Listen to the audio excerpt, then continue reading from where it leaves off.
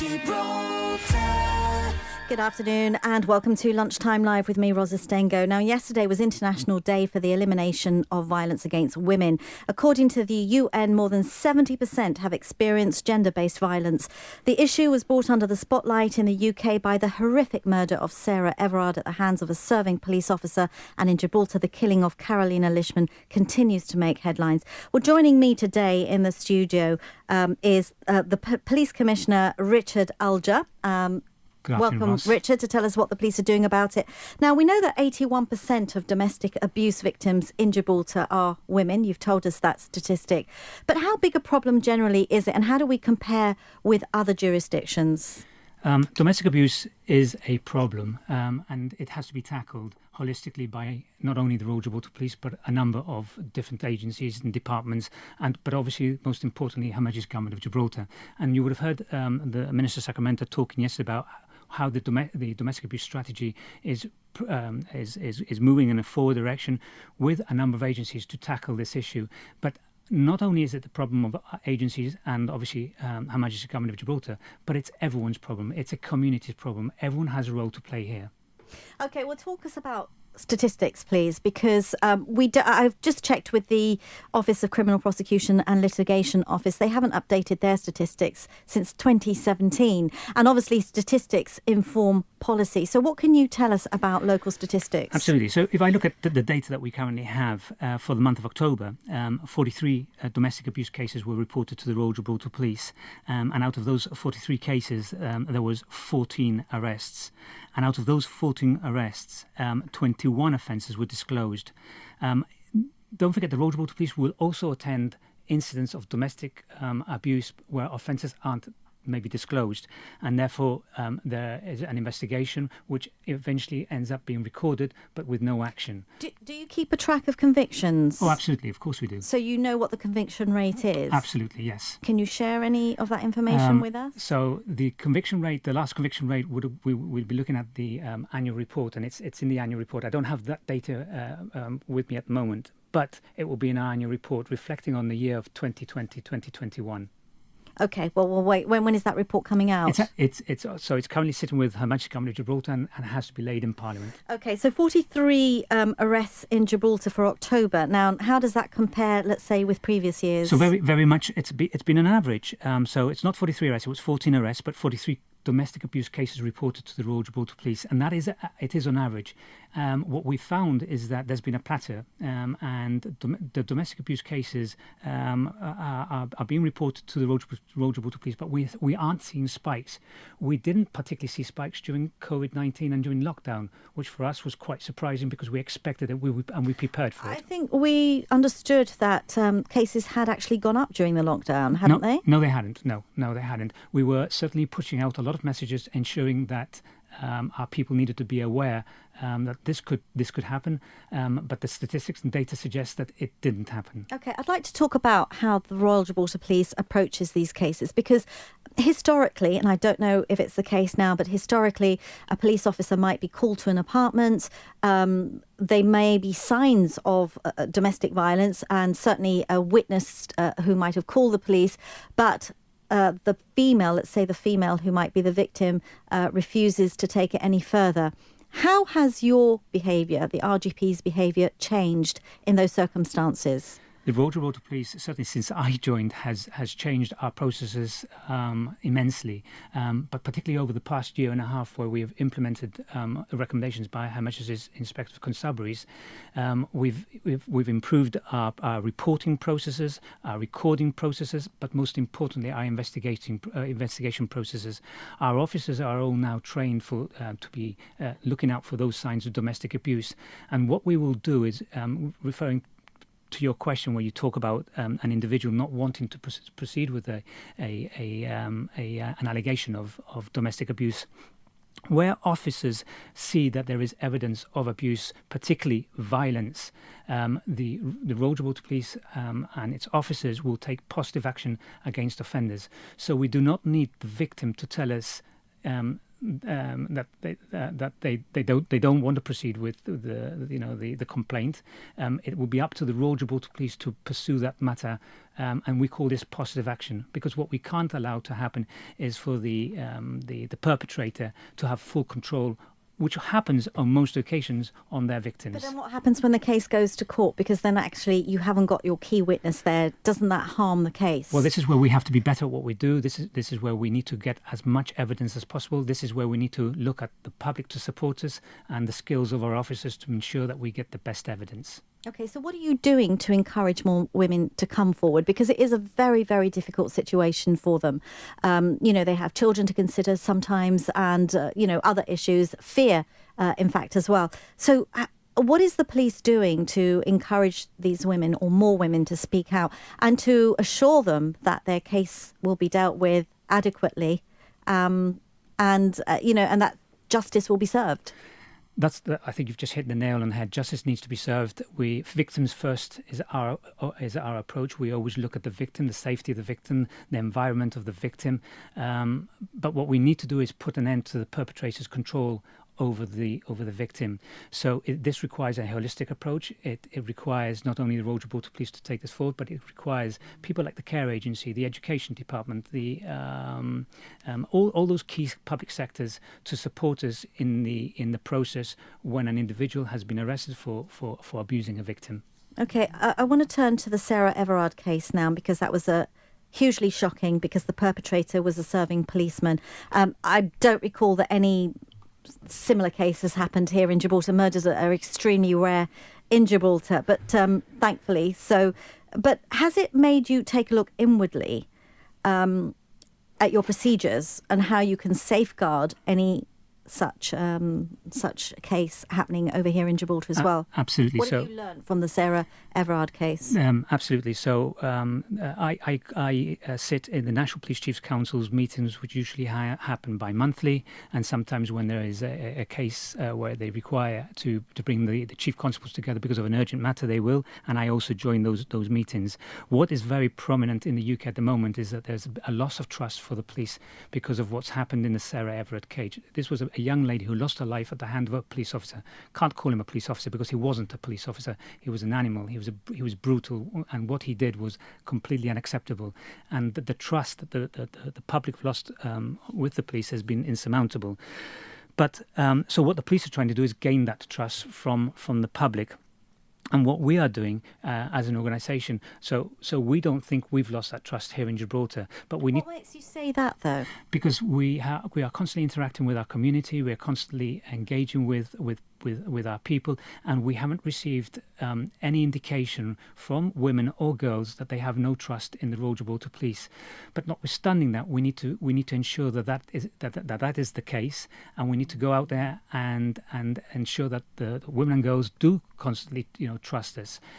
So this is why we went out recently and undertook a survey which looks at whether women and girls have any fears when they are in Gibraltar, and we're also asking them to compare them not only Gibraltar but with Spain and the UK, which are the places we predominantly visit.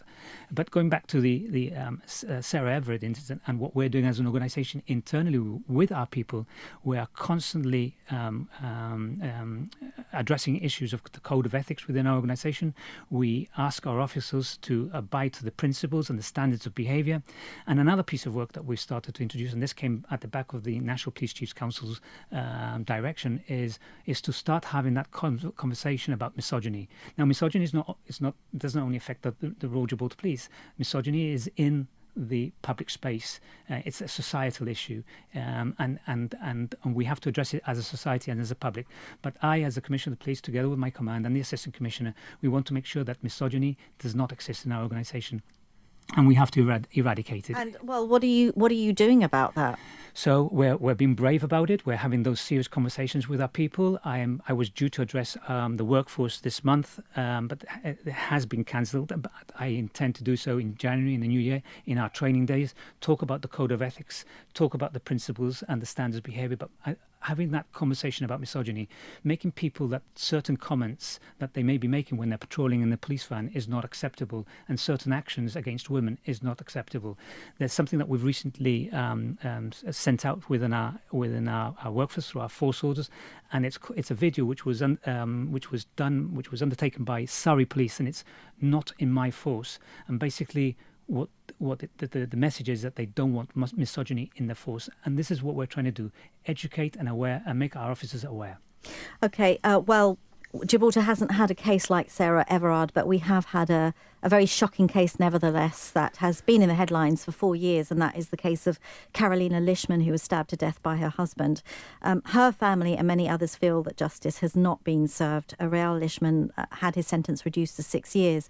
Now, although, that is, the RGP is separate in that respect from the judicial system, but nevertheless, it does reflect on your organisation as well. And it does take confidence away because people feel that justice is not going to be served. Can I just ask you what your thoughts are on the way that case has passed through the judicial system and the outcome? I think it would be unfair for me to talk about it because certainly this is a matter for the Director of Public Prosecutions, and I understand that the group, I will be meeting the Chief Minister today, and the Chief Minister will be speaking to them.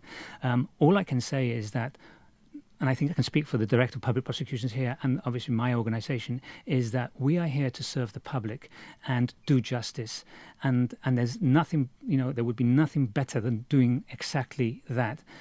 So whatever decisions that the Director of Public Prosecution made on the day in question, I'm sure he made those decisions having all the information that he needed to make that decision. We understand, obviously, the family are upset, and unfortunately, a young lady lost her life here at the end of the day. I'm sure the Director of Public Prosecutions, as much as we did, would have wanted for the matter to go, to the murder charge. But obviously, there are a number of facts and that have influenced this case, and he was the best person to make those decisions. But he would have made those decisions, and those would have been sound decisions with the information that he would have had available at the time. When these types of case happened, when women don't feel that justice has been served, and a vast majority don't feel it has in this case, judging from the amount that have signed the petition, it does, surely you could see that it does put women off coming forward, not with murder, but obviously with other cases. I mean, it does put women off.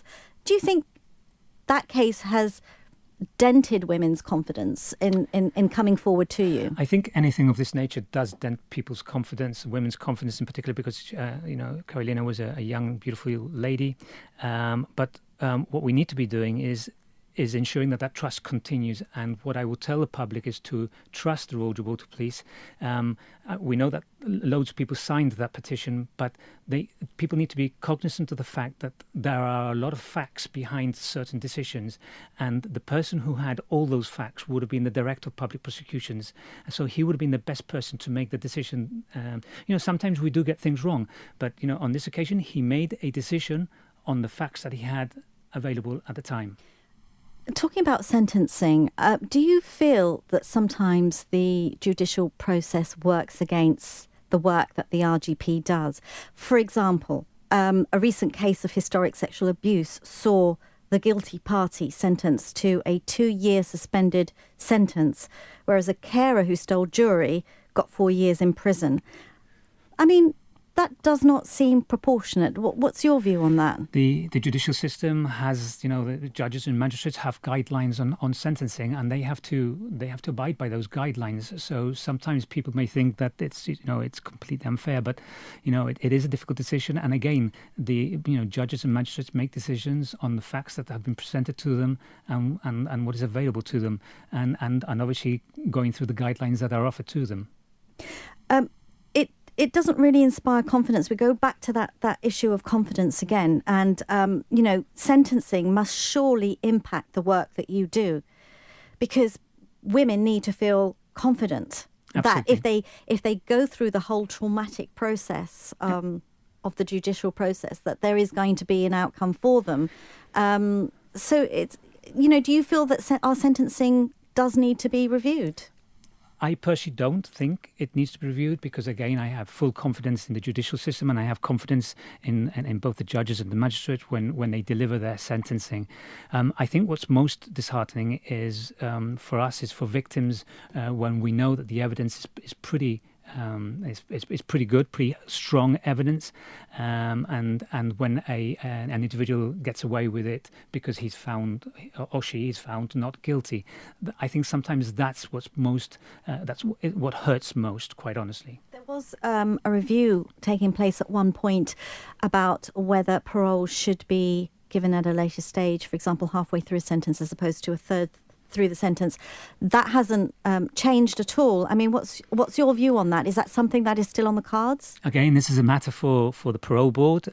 This is their expert opinion. That when they get all the facts together and when they sit down together as a board to discuss the sentencing of an individual and subsequently release of an individual from prison, people need to understand there are a number of things, matters, facts that influence the decision of any board. Okay, our court reporters often witness cases being delayed in court or pushed back because the police haven't got their dockets ready, they haven't got their documents ready. It's something that they see quite often. Is that an issue that you're aware of? I'm not going to deny that it doesn't happen. It does happen. But we have to understand that the Royal Gibraltar Police is an organisation that investigates crime and that we investigate crime to a very high standard. What we are currently doing at this present moment in time is going through a discussion together with the Office of Director of Public Prosecutions and the courts, where we need to start reducing the footprint, or we start reducing the amount of paperwork, for the want of a better word, that we produce, or the evidence that we produce in court. And I say this because what we can't be expected to do is present the gold standard for every single case. Another thing that we're looking at doing is introducing, and this is a matter that I'm currently addressing with the Minister for Justice, is a system where we impose fixed penalty notices like we do for traffic offences, but for those minor criminal offences. So those individuals that commit offences of criminal damage, minor criminal damage, minor thefts, drunken disorders, minor public disorders, those individuals will be arrested by us, but when the custody sergeant does his review or her review of the arrest, can offer a fixed penalty notice to the individual. That will do away with a lot of minor investigations that we have to undertake, and it will allow us to concentrate on those investigations that really merit the Royal Gibraltar Police to invest our time, like domestic abuse cases. Is there a blueprint for that? Is there a force that's doing that at the moment? Oh, yes, absolutely. So this has been happening in the United Kingdom for a while, and we want to adopt best practice, and we're hoping to introduce this very soon. And that will obviously declog the court system as well. It will not only declog the courts, but it will allow our officers to address a matter of a minor criminal matter with an appropriate way of addressing it, and allow our officers to investigate those cases which need investigating. So would they still get a criminal record? No, they won't. So it's an acceptance, and they pay a fixed penalty notice. Okay, could that have an impact on statistics? It does. Crime statistics? Well, it won't have an impact on crime statistics because we will continue to record the fact that an individual has been issued a fixed penalty notice for a criminal offence. But what it won't be is disclosed. Okay, I'd just like to ask you one final quick question, if I may. What are the results of the female safety survey that you have been conducting? Do you have anything for us so far? We have, and again, this is at the very initial stages. So I wouldn't want you to quote it. Well, not quote it, but be a setting stone. So there's still a long way to go. We've had 332 responses so far, and most of the target group that has responded so far has been those between 35 and 44. And we're very, very happy to report that 70% of those surveyed feel that Gibraltar is by far a safer place than Spain and the United Kingdom. So obviously we're grateful in that respect. And what young ladies and girls are telling us, that they respond positively when they see police officers and they see CCTV in areas which they congregate in. Okay. Commissioner, we're going to have to leave it there. I know that we are anxiously awaiting a finding at the Coroner's Court. There's been the ongoing hearing about the fatal collision at sea. So hopefully we'll hear from you after that finding is delivered at some point today. Thank you very much for coming in and speaking to us about violence against women. And obviously, final message to women, get in touch with the RGP if they have any concerns. Absolutely, yes. Thank you very much, Ros. What we'd want is the women and girls to take part in our survey, to give us a better understanding of those things that affect them. Okay, well, you're listening to Radio Gibraltar. It is just coming up to 2. You can stay with us for Spanish on Radio Gibraltar Plus, or Ben Lynch is on the way here on 91.3, 92.6 FM.